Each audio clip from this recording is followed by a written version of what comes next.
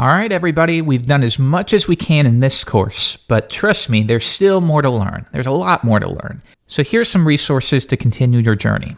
First, remember how we were talking about how having all of those views within a single file didn't seem like the easiest thing to do, because as soon as our projects mature, you could get to a point where you have dozens of views in a single file.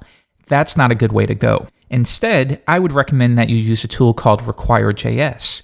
And that way, each of your models, collections, and views can be contained within their own file, and then require.js will dynamically load them so that within our HTML, we're actually only linking to one script, require.js, and then it handles the process of loading all of our modules.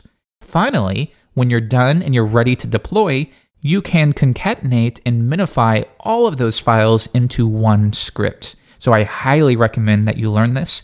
And in fact, we're working on a require.js course at tutsplus Premium. Stay tuned for that.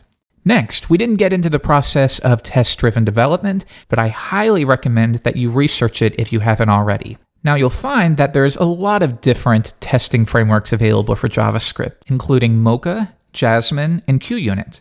My personal preference these days is to use Mocha along with a tool called Chai, so be sure to check those out. Next, you need to continue learning, and the best book at the time of this recording is Developing Backbone Applications by Adi Osmani.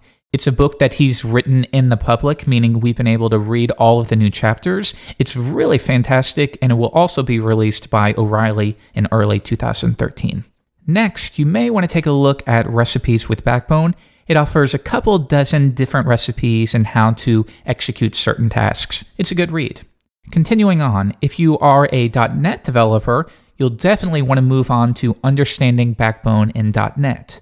So this one is a bit different in that it will more or less assume that you have a basic understanding of Backbone, but now you want to figure out, well, how could I actually use that in a .NET application? And in this course, Dan Wellman will show you how.